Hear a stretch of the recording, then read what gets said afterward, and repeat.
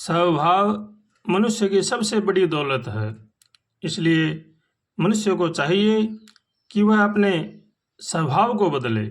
स्वभाव जितना हमारा सुंदर और साफ होगा, उतने ही हमारे विचार साफ होंगे, और जितने हमारे विचार साफ होंगे, उतना ही हमारा मन साफ होगा, और जितना हमारा मन साफ होगा, उतना ही हमारा तन भी साफ होगा। इसलिए मनुष्य को अपना स्वभाव बदलना चाहिए। जितना हमारा स्वभाव शांत और निर्मल होगा, उतने ही हमारे विचार आचरण निर्मल होंगे। इसलिए अपना स्वभाव का पूरा ध्यान रखना चाहिए। मनुष्य को चाहिए कि वो भगवान से प्रार्थना करे और अपना स्वभाव सुंदर और शांत बनाए।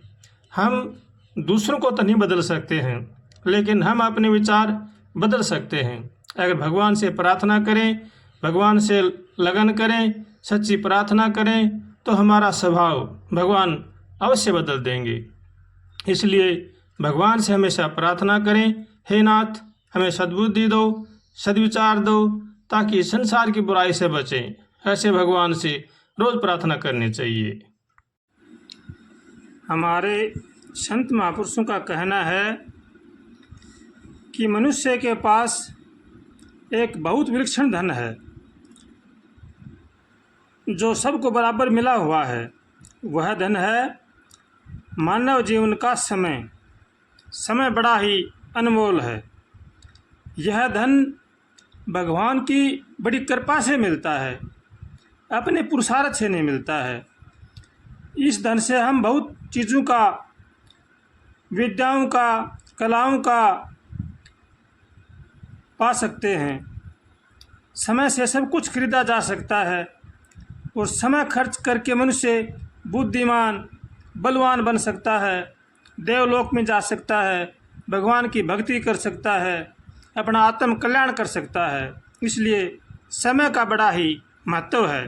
इसलिए समय के महत्व को समझना चाहिए और भगवान का होकर के भगवान का भजन करना चाहिए।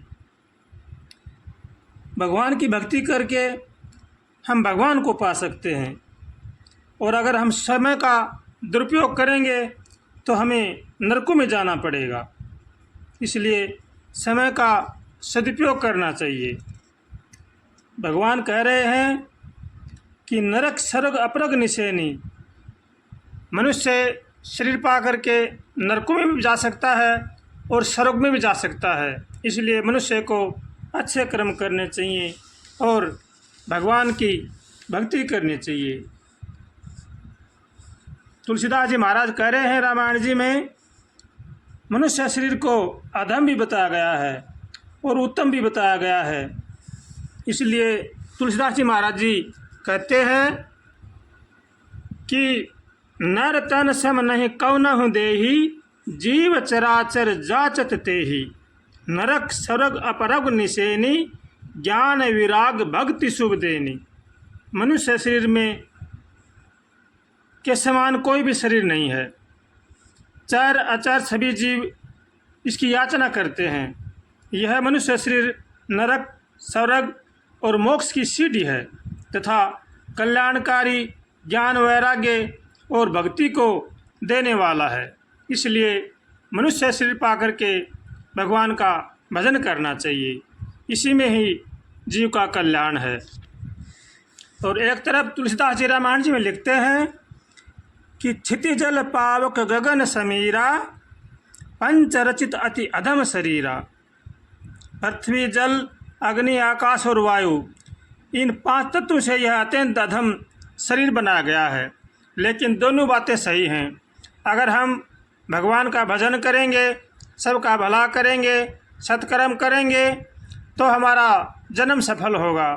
अगर हम ऐसा नहीं करेंगे, नरकों की यातना करेंगे, गंदे कर्म करेंगे, तो हमें नरकों की यातना मिलेगी। इससे मनुष्य शरीर का जन्म लेना बेकार होगा। इसलिए मनुष्य को चाहिए कि वह भगवान का होकर के भगवान का भजन करे और सबका भला सोचे, सबका भला करे और भगवान का भजन करके अपना जीवन सफल बनाए।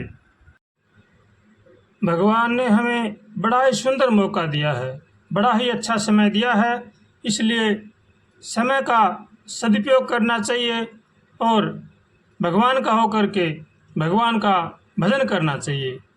समय बड़ा बलवान रे भैया, समय बड़ा बलवान, समय के आगे हम तो क्या हैं, झुक जाए भगवान। समय बड़ा बलवान रे भैया, समय बड़ा बलवान, समय के आगे भगवान को झुकना पड़ता है। इसलिए मनुष्य को हर हाल में खुश रहना चाहिए और भगवान का भजन करना चाहिए। राज सिंहासन छोड़ के वंश से नाता जोड़ा, समय बड़ा बलवान रे भैया, समय बड़ा बलवान। ये संयोग वियोग यहाँ हैं, खेल समय का सारा, सारा खेल समय का है। इसलिए समय का आदर करना चाहिए और भगवान का भजन करना चाहिए। जो हर हाल में हंस के जी ले, खुशी से अपना जीवन बिता ले, वही इंसान सुखी है। इसलिए समय है, ये कभी अच्छा कभी बुरा आता जाता रहता है। इसलिए समय के प्रभाव से बचना चाहिए और भगवान का होकर के भगवान का भजन करना चाहिए। समय के चक्कर से जीवन में कोई भी नहीं बच पाया है, इसलिए समय बड़ा ही बलवान होता है और इसमें भगवान का भजन करना चाहिए। जैसा जैसा हम कर्म करते हैं वैसे वैसे हमारे जीवन में दुख सुख आते रहते हैं, उनसे कभी भी घबराना नहीं चाहिए। जैसा जैसा हमने किया है वैसा वैसा हमारे आगे अवश्य आएगा। इसलिए भगवान से प्रार्थना करें, हे नाथ हमें सद्बुद्धि दो, सद्विचार दो, ताकि संसार की बुराई से बचें। ऐसे भगवान से रोज़ प्रार्थना करें, सबका भला सोचें और सबका भला करें। अपने माता पिता की सेवा करें, बड़े बूढ़ों का आदर करें, अपने कुटुंब परिवार का पालन पोषण नेक कमाई करके करें। किसी के साथ भी झूठ कपट ठगाबाजी धोखाबाजी न करें।